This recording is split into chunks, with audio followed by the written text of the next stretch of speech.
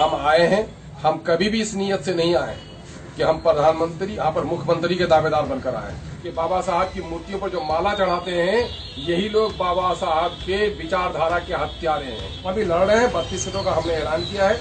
हम अपने संगठन का विस्तार कर रहे हैं और हम लाइक माइंडेड पार्टियों से हमारी बात भी चल रही है और हम आगे अपनी लिस्ट जारी भी करेंगे।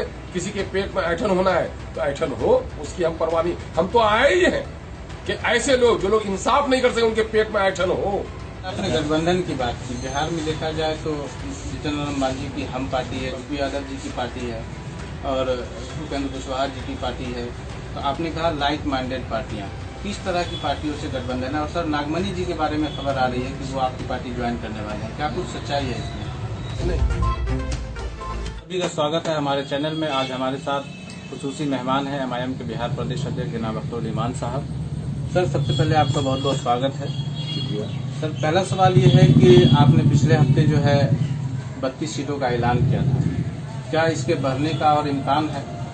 और ये अगर बढ़ता है, क्योंकि इस सीट के ऐलान के बाद कई लोगों के इल्जाम हैं कि आपके जो 32 सीट है उसमें से 28 सीट जो है वहाँ पे महागठबंधन के उम्मीदवार जीते हुए हैं, 4 पर NDA के उम्मीदवार हैं, इनमें ज्यादातर मुसलमान भी हैं। तो कहीं न कहीं ये इल्जाम लगाया जा रहा है कि आप मतलब कि महागठबंधन को कमजोर करने के लिए मैदान में है और बीजेपी को फायदा पहुंचाने के लिए। ठीक है, जो इल्जाम लगाने वालों को उनकी मर्जी है। ये तो अपनी नाकामी को छुपाने के लिए हमेशा हमें बीजेपी की बी टीम भी कहते हैं और जब मामला आता है बीजेपी से हाथ मिलाने का, चुपके चुपके उनसे हाथ भी मिलाते हैं, अपने मुफाद का शिकार भी कर लेते हैं। ये बहरहाल इनके ये क्या कहते हैं, इनसे हमें किसी सर्टिफिकेट के लेने की जरूरत नहीं है।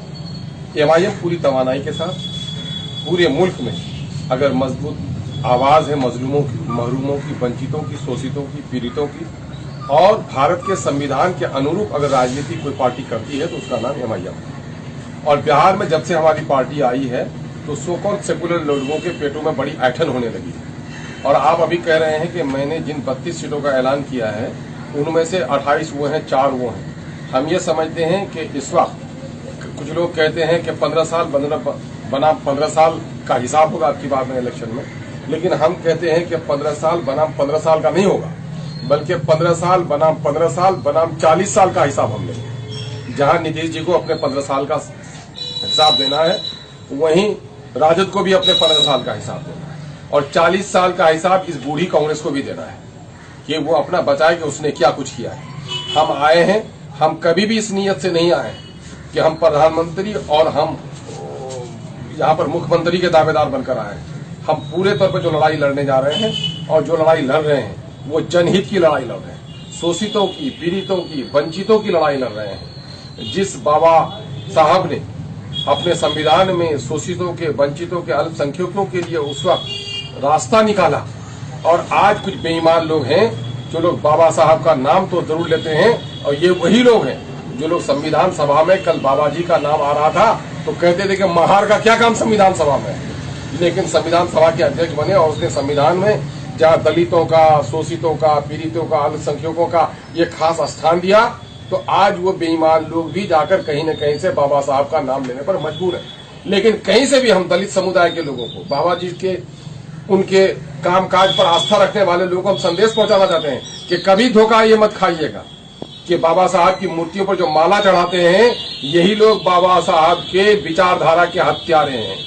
इन लोगों ने शोषितों और वंचितों की हितों की सबसे ज्यादा अगर हत्या किसी ने की है तो यही लोग हैं। ये मुंह में राम राम और बगल में छुरी वाले लोग हैं। हम उनसे लोगों को आगाह कर दिया। हम अभी लड़ रहे हैं, 32 सीटों का हमने ऐलान किया है। हम अपने संगठन का विस्तार कर रहे हैं और हम लाइक माइंडेड पार्टियों से हमारी बात भी चल रही है और हम आगे अपनी लिस्ट जारी भी करेंगे। किसी के पेट में ऐंठन होना है तो ऐंठन हो, उसकी हम परवाह नहीं। हम तो आए ही हैं कि ऐसे लोग जो लोग इंसाफ नहीं कर सके उनके पेट में ऐंठन हो, उनके पेट में दर्द हो। अगर ये हमारे लोगों का काम किए हुए रहते तो हमें आने की जरूरत नहीं है। हम बिहार के तमाम तर वंचित क्षेत्रों की लड़ाई लड़ रहे हैं, लेकिन सीमांचल में चूंकि पहले पार्टी आई है, सीमांचल की समस्याओं को पहले लेकर उठती है। क्या किया इन लोगों ने सीमांचल के लिए? पर कैपिटा आय सबसे कम इसी इलाके का, और अभी प्रवासी मजदूरों ने तो पोल खोल दिया कि नीतीश जी कह रहे थे कि हम बिहार में पलायन रोक लेंगे। पलायन रोक नहीं सके, बल्कि पलायन में बढ़ावा हुआ और उसी मजदूर की वजह से बिहार के, मेरा दावा है कि कि बिहार सरकार के रेवेन्यू में 1/3 जो हिस्सेदारी है वो प्रवासी मजदूरों की कमाई का है। 1/3 कंट्रीब्यूशन है इनका। और आज उन्हीं को कह रहे थे कि बिहार में घुसने नहीं देंगे। जब क्वारंटाइन सेंटर में आए तो उनसे महीन महीन गप करने लगे, उनका दिलजुई करने लगे। ये दिलजुई नहीं है, इनके ठगने का काम है।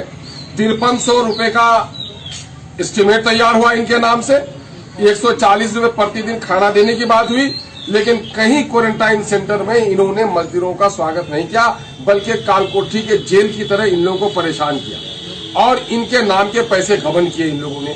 ये लोग, और आज उन्होंने कहा था कि 500 रुपए भाड़े के नाम पर, 500 रुपए उनके घर जाने के नाम पर 1000 रुपए देंगे क्वारंटाइन सेंटर में रहने वाले लोगों को। क्या उनको एक पैसा भी मिल पाया? और आज अभी मामला चल ही रहा था आपका, कोरोना का भी चल ही रहा है, और नतीजा ये हुआ है कि बसों से भर भर करके मजदूरों की जमात आज पंजाब जा रही है। 50 बस में मैं कल गया था पूर्णिया की तरफ, 5-7 बस तो हम देख करके वहां पर से आए। तो ये कहां से मजदूरों को रोक पाए?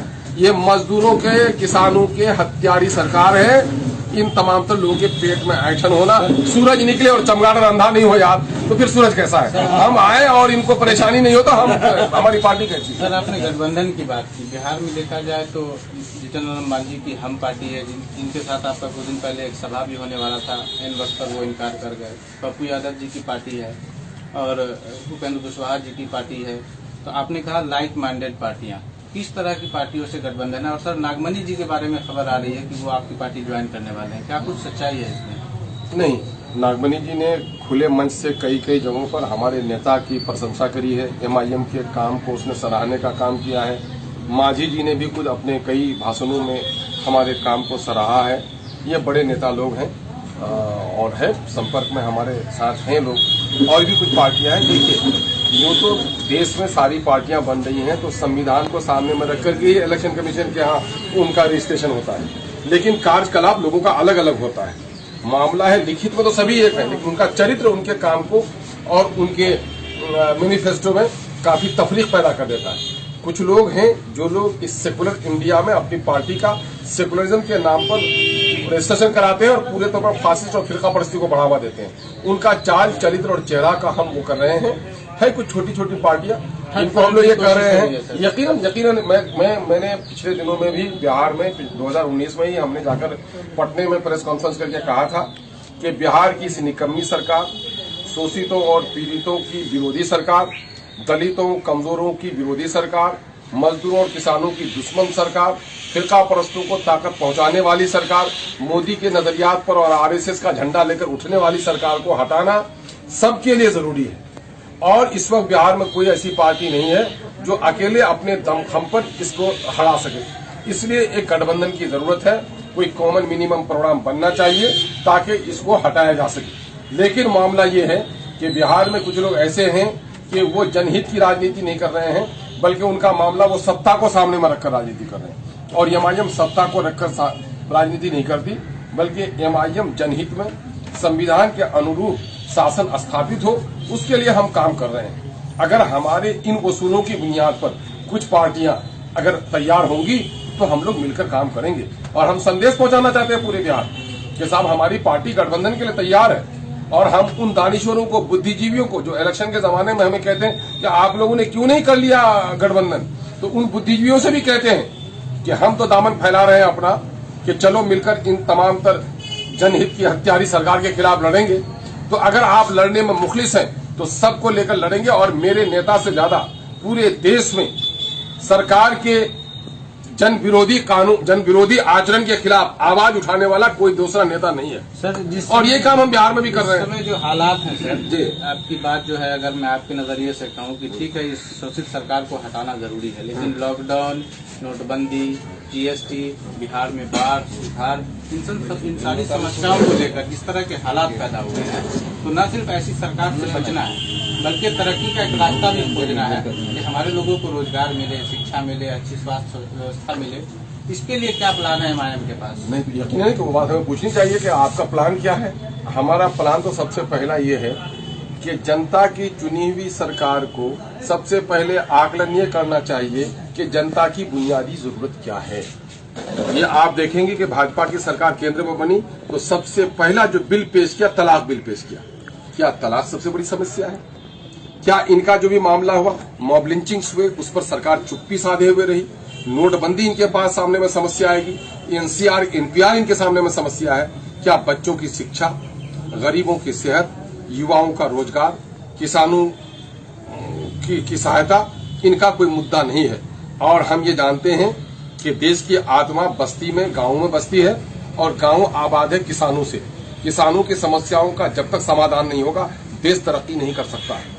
और जब तक आम जनों के बच्चों को शिक्षित नहीं किया जाएगा, तब तक देश आगे नहीं बढ़ सकता है। युवाओं को जब तक उचित रोजगार नहीं दिया जाएगा, देश आगे नहीं बढ़ सकता है। लेकिन ये सामंतों की सरकार, इन्होंने एजुकेशन पॉलिसी को ऐसा कर दिया कि प्राइवेट स्कूल में बड़े लोगों के बच्चे तो पढ़ लेंगे, लेकिन गरीबों के बच्चे जो सरकारी स्कूलों में जाएंगे वो पढ़ नहीं पाएंगे, निरक्षर रहेंगे, ताकि राजनीतिक तौर पर वो जागरूक भी नहीं बन सके और सरकारी नौकरी में जाकर कोई मुकाम भी नहीं ले पाए और वो गरीबी को ही ढोते हुए मर जाए। यही कर रहे हैं ये। आज क्या हो रहा है, इन बेईमानों ने शहरों में कुत्तों के लिए हॉस्पिटल खोला है, लेकिन हमारी सीमांचल में माएं तड़प कर मर रही हैं और हमें हॉस्पिटल में डॉक्टर नहीं मिल पा रहा है। और हम ये कर रहे हैं कि सिस्टम में सारी चीजें हैं, बनी हुई हैं, लेकिन ईमानदारी से सिस्टम को लागू करने वाले लोग नहीं हैं। और हम कोई नई पॉलिसी नहीं, मैं तो ये कहता हूं कि हमारे पूर्वजों ने जो संविधान बना दिया है, जो सिस्टम उन्होंने स्थापित कर दिया, अगर ईमानदारी से उसी को लागू कर दिया जाए तो हमको नया प्लान बनाने की कोई जरूरत नहीं है। और हम ईमानदारी से उन्हीं चीजों को स्थापित करने की प्रयास करेंगे। और हमारी पार्टी जहां पर काम कर रही है, इन्हीं चीजों को उन्होंने स्थापित किया है। आप जाकर देख लीजिए तेलंगाना में, वहां का स्कूल देख लीजिए। कोरोना के मामले में आया तो जितना रिलीफ का काम किया हमारी पार्टी ने, सहयोग का काम किया, मजदूरों को घर पहुंचाने का काम किया। देश में कोई दूसरी पार्टी नहीं है, बल्कि दूसरी पार्टियों को तहरीक मिली एमआईएम के काम से। और बिहार के मुख्यमंत्री जो ऋणी है बिहार प्रवासी मजदूरों का, और मजदूरों के साथ क्या दुर्गत इसने किया। बिहार किसी के बाप की जागीर नहीं है। और बिहार का मुख्यमंत्री बोलता है कि बॉर्डर में घुसने नहीं देंगे, उनकी पैतृक संपत्ति है बिहार।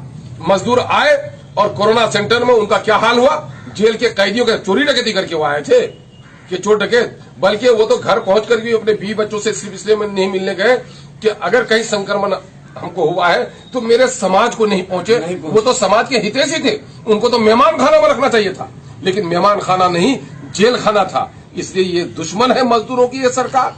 हमारे बच्चों की पढ़ाई को इसने चौपट करके रख दिया है। सरकारी हॉस्पिटलों में कुत्ता बैठा हुआ रहता है, एक डॉक्टर आपको नहीं मिल पाएगा। नौजवानों को रोजगार नहीं मिल पा रहा है, नदियों पर पुल नहीं बन पाए हैं।